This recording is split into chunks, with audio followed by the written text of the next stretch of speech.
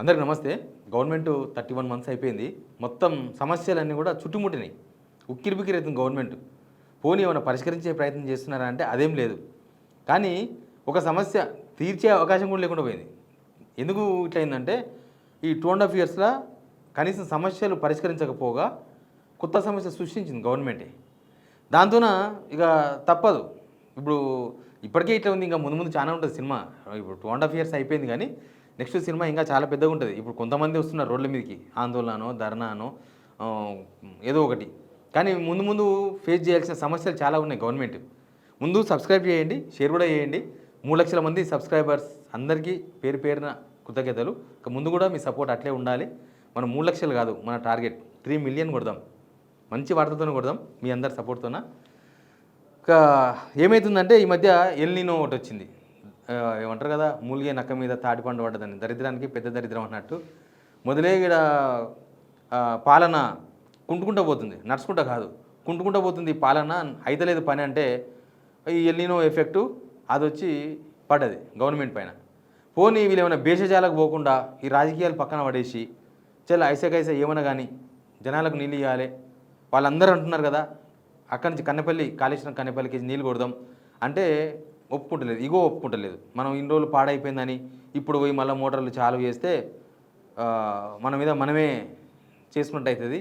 కాబట్టి వద్దు, ఎట్లయితే అట్లయింది. కానీ రైతులు నష్టపోతున్నారు, అదొక బాధ. సాగునీటి కోసం డిమాండ్లు వస్తాయి కదా. ఇప్పుడు ఈయనకు రాజకీయాలు అవసరం కానీ రైతులకు రాజకీయాలు అవసరం లేదు. ఈయనకు కేసీఆర్ మీద కోపం ఉండొచ్చు కానీ జనాలకు కేసీఆర్ మీద కోపం ఉంటుంది. బహుశా రేవంత్ రెడ్డి ఏమనుకుంటున్నా అంటే నీళ్ళు ఇవ్వకపోతే కేసీఆర్ కట్టిన కాళేశ్వరం కుంగిపోయింది కాబట్టి నీళ్ళు ఇస్తలేరు కాబట్టి కేసీఆర్ని తిట్టుకుంటారని అనుకుంటున్నాడు ఆయన. కానీ జనమంతా రివర్సు. అసలు ఆయన ఎందుకు తిట్టుకుంటారు? వాళ్ళు మేము బాధ్యత వహిస్తాం, చలో నువ్వు స్టార్ట్ చేయ అంటున్నారు. ఇరిగేషన్ ఇంజనీర్లు చెప్తున్నారు కదా స్టార్ట్ చేయమని. అంతకు మించి ఏముంటుంది? ఇప్పుడు సమాజం అంతా ఒక సైడు, ఈ విషయంలో కాంగ్రెస్ ఒక సైడు. సమాజం అంతా నీళ్ళు వదలొచ్చు అంటున్నారు, అది వాళ్ళ ప్రాబ్లమే. సాగునీటి కోసం డిమాండ్లు వస్తున్నాయంటే వస్తాయి. మరి సగానికి సగం పడిపోయింది. తర్వాత తాగునీటి కష్టాలు ఇప్పుడే స్టార్ట్ అయినాయి. తాగునీటి కష్టాలు ఎట్లా తీర్చాలో గవర్నమెంట్ దగ్గర యాక్షన్ ప్లాన్ కూడా లేదు. తాగునీటి కష్టాలు ఎట్లా తీరుస్తారు? అందరికీ బిస్లరీ వాటర్ సప్లై చేస్తారా బాటిళ్ళు ఇంటింటికి? లేకపోతే బిస్లరీ డ్రమ్ములు తయారు చేయించామన్నా మంచుతారా? ఎన్ని నీళ్ళు తీసుకొస్తారు? పక్కన కర్ణాటకతో మహారాష్ట్రతో ఎన్ని నీళ్ళు అడుక్కొచ్చినా మన గొంతులు తడవవు, మనకు నీళ్ళు సరిపోవు. మొత్తం ఊర్లు ఎన్ని గ్రామాలు ఎన్ని టౌన్లు హైదరాబాదు ఎక్కడైతుంది కావు. అప్పుడక్కడైతే కరెంటు కోతలు, అది కూడా అంతే. కరెంటు కోతలు కూడా హైదరాబాద్లో అయితే పోతే ఒక్కొక్కసారి 3-4 గంటలు పోతుంది వితౌట్ అనౌన్స్మెంట్. ఇంకా పోవడం రావడం అనేది లెక్కలేని సార్లు పోతుంది. ఇప్పుడే ఇంకా ఏమీళ్ళకి ఏం కాలేదు, సినిమా పేర్లు కూడా వాళ్ళే ఇంకా. కానీ అప్పుడే కరువు కష్టాలని చూపించేస్తున్నారు. ఇంకా ముందు ఉంది సినిమా. ఈ నెలాఖరులోపు వర్షాలు పడకపోతే ఇవాళ పేపర్లో చూసిన నేను, అక్టోబర్ దాకా ఉంటుందంట ఎల్ నినో. అక్టోబర్ కనీసము సెప్టెంబర్లో మనకు చెడగొట్టు వానలు పడుతుంటాయి. మనకు పండగ అన్నప్పుడు చెడగొట్టు వానలు పడతాయి కదా, సెప్టెంబర్లో పడుతుంటాయి. మనకు వరి కొట్టుకపోడు, ముంగిపోడు, జొన్నలు మొత్తం నల్లగా ఇవన్నీ అవుతుంటాయి కదా. ఈసారి సెప్టెంబర్ కూడా వానలు లేవంట, వాతావరణ శాఖ చెప్తుంది. అంటే అక్టోబర్ దాకా వానలు రాకపోతే ఇంకేం వస్తుంది? చలికాలం వస్తుంది, నెక్స్ట్ మళ్ళీ ఎండాకాలం వస్తుంది. కాబట్టి తాగునీటి కష్టాలు కూడా తప్పవు. అప్రకటిత కరెంటు కోతలు ఇంకా పెరిగిపోతాయి, ఏమేమైతే తెలియదు. హైయెస్ట్ రేటుకు వేరే రాష్ట్రం నుంచి కొనాలి అనే ప్రయత్నాలు చేస్తుంది గవర్నమెంట్. బొగ్గు కూడా లేదంట, వారం రోజులకు తరపునే బొగ్గు ఉందంట. అయిపోతే బొగ్గు కూడా అయిపోతుంది, బొగ్గు ఉత్పత్తి లేదు, అది కూడా అయిపోతుంది. తర్వాత నిరుద్యోగుల నిరసనలు. ఇప్పుడు బీఆర్ఎస్ వాళ్ళు సభ పెట్టుకున్నారు, యువ సంగ్రామం. ఏం చెప్పాలి గవర్నమెంట్ యువ సంగ్రామానికి? ఆల్రెడీ పర్మిషన్ ఇవ్వకపోతే వాళ్ళు కోర్టుకు పోయి తెచ్చుకున్నారు. గవర్నమెంట్ భయపడియలే పర్మిషన్, ఎందుకు ఇయ్యరు? ఇక ప్రధాన ప్రతిపక్ష పార్టీ, అది నిషేధ పార్టీ కాదు కదా, రాజకీయ పార్టీ. వీళ్ళే 2023 మే 8వ తారీఖు నాడు ఎలక్షన్స్ ముందల సభ పెట్టుకుంటే కేసీఆర్ గవర్నమెంట్ పర్మిషన్ ఇచ్చింది సభ పెట్టుకుని, సేమ్ ప్లేస్లో సర్వనగర్లో స్టేడియంలో. ఇప్పుడు వీళ్ళు వచ్చిన తర్వాత వీళ్ళు పేరుకి ప్రజాపాలన అని చెప్తారు, వాళ్ళు సభ పెట్టుకుంటామంటే పర్మిషన్ ఇవ్వలేదు, కోర్టుకు పోయి తెచ్చుకున్నారు పర్మిషన్. అది రాసిపోయి సర్వనగర్ స్టేడియంలో ఇప్పటిదాకా ఆ ప్రభుత్వం ఈ ప్రభుత్వం ఏ సభకు కూడా పర్మిషన్ ఇవ్వకుండా నిరాకరించలేదు. అక్కడ సర్వనగర్లో పెట్టిందే దానికోసం, ఆ స్టేడియాన్ని ఇచ్చేసిండ్రు ధర్నాల కోసం, ఈ సభల కోసం. కానీ ఈ గవర్నమెంట్ మాత్రం యువ సంగ్రామం అంటే పిల్లలకు ఉద్యోగాలు ఇస్తలేరని సభ వాళ్ళు పెడుతున్నది. మనం వీళ్ళు మస్తు ఉద్యోగాలు ఇచ్చినాం, అసలు పిల్లలే ఉద్యోగాలు వద్దంటున్నారు అని చెప్పుకున్నారు కదా. జాబ్ నోటిఫికేషన్లో నిరుద్యోగులకు కూడా సమాధానం చెప్పలేని సిచ్యువేషన్లో ఈ ప్రభుత్వం ఉంది. అసలు దేనికి సమాధానం లేదు ప్రభుత్వం దగ్గర. ఫీజు రియంబర్స్మెంట్, విద్యార్థుల ధర్నాలు నడుస్తున్నాయి. ఇందాక చూసిన ఆర్ కృష్ణ అనేదో అర్ధనాజ్ఞ ప్రదర్శనని వాళ్ళ కార్యకర్తలందరూ షర్ట్ వదిలేసి ధర్నాలు చేస్తున్నారు హైదరాబాద్ కలెక్టరేట్ ముందల. ప్రతి దగ్గర ఇదే సిచ్యువేషన్ ఉంది. ఫీజు రియంబర్స్మెంట్ రాకపోతే పిల్లలు చదువుకోలేరు. గవర్నమెంట్ సమాధానం చెప్పాలి. మరి ఎప్పుడు ఇస్తారు? హైకోర్టు కూడా చెప్పింది జూలై 15th ఏదో డెడ్ లైన్ పెట్టింది వాళ్ళకి, మీరు ఖచ్చితంగా ఆ డేట్లో పియ్యాలని. ఏమి ఇస్తారో ఏమో తెలియదు. ఇట్లా ప్రతిపక్షాల నుంచి అవి ఉన్నాక మళ్ళీ మెట్రో విస్తారణ ఒకటి వచ్చింది. మెట్రోది అయిపోయా 2000 కోట్లకే కొనేసిన అన్నాడు రేవంత్ రెడ్డి. ఎంత తెలివి తక్కువ స్టేట్మెంట్ ఇస్తారంటే ఎవరికి ఏం తెలియదు అనుకుంటారు. ఇప్పుడు ఏమైంది తెలుసా, నెలకు 200 కోట్లు ఇంట్రెస్ట్ కడుతుంది గవర్నమెంట్ మెట్రో మీద. ఇప్పుడు ఎల్ఎన్టీ వాళ్ళు మంచిగా నడిపిస్తుండ్రి, నడుస్తుండే.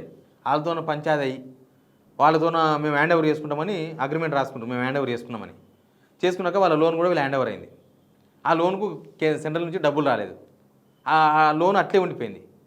ఆ లోన్కు ఇప్పుడు ఈఎంఐలు కడతారు వీళ్ళు, ఇంట్రెస్ట్ ఈఎంఐలు కట్టుకుంటూ కూర్చున్నారు. దాదాపు 200 కోట్లు అని చెప్తున్నారు. ఇంకా ఎక్కువనే ఉండొచ్చు మెట్రో, అది కూడా ఫెయిల్ అయిపోయింది. ఇంకా ఇవన్నీ ఉన్నాయి. ఇప్పుడు దీని మీద కూర్చొని మాట్లాడుకునే అది కూడా లేదు వీళ్ళ దగ్గర ఈ సమస్యల మీద. ఎందుకంటే సమాధానం లేవు. ఇది ఏం సమాధానం చెప్పాలి చెప్పండి.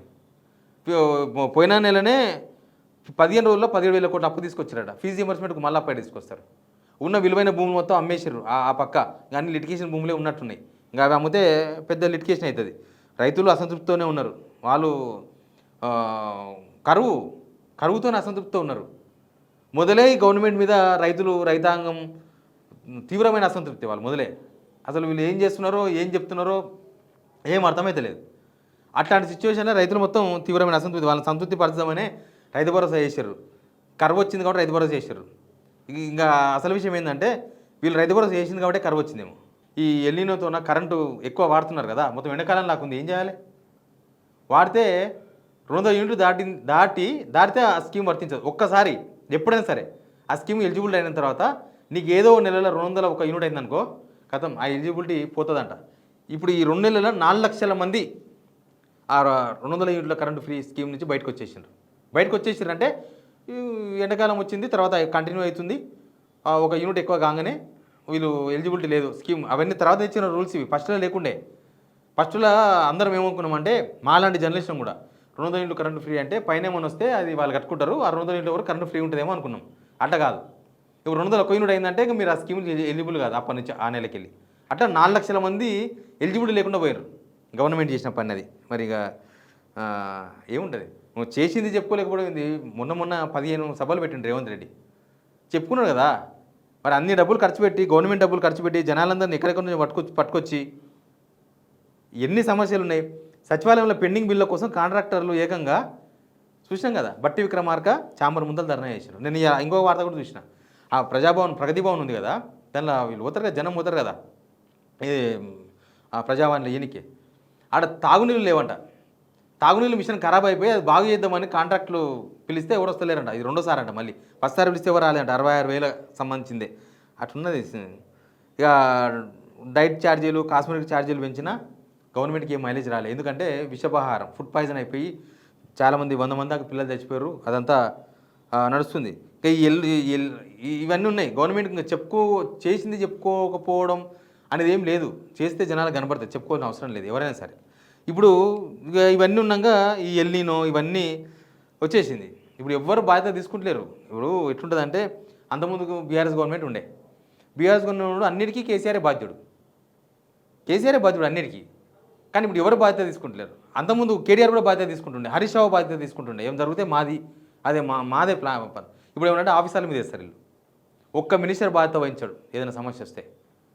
ఇక మొన్న అంటలేడు, మొన్న ఏం మాట్లాడుతుండు, కరువు నుంచి ఎట్లా బయట కొడతారు అని అంటే రక్తం తలితే పండుతాయి అవే. కేటీఆర్ది హరీష్ రావు రక్తం తలాలి. అది బాధ్యతాయుతమైన స్టేట్మెంటా? అట్లాంటి స్టేట్మెంట్ ఇచ్చినాక ఇంకేముంటుంది? బాధ్యత ఉన్నట్టు ఎక్కడన్నా కనబడుతుందా? అట్లా ఏం చేసినా సరే ఈ సమస్యలకు ప్రభుత్వం దగ్గర సమాధానం లేదు. 2.5 yearsకే అసలు సమాధానం లేని సమస్యలు ఇరకపోద్దని ఎవరు అనుకోరు. ఎంత అసమర్థ పాలన అవుతుందో తప్ప ఇట్లా కాదు. ఎంత అసమర్థ పాలన అవుతున్నావు మరి ఇక ఇరకపోకపోతే ఏం చేస్తుంది? బట్ ఇవన్నీ చాలా ఎమర్జెన్సీగా గవర్నమెంట్ అడ్రస్ చేయాలి. వాళ్ళు ఇచ్చిన హామీలు అవన్నీ చాలా ఉన్నాయి. మళ్ళీ అది వేరే ఇష్యూ. కానీ ఇవి హామీలు కావు, వచ్చిన సమస్యలు. చూద్దాం ఏం చేస్తుందో గవర్నమెంట్. Please subscribe.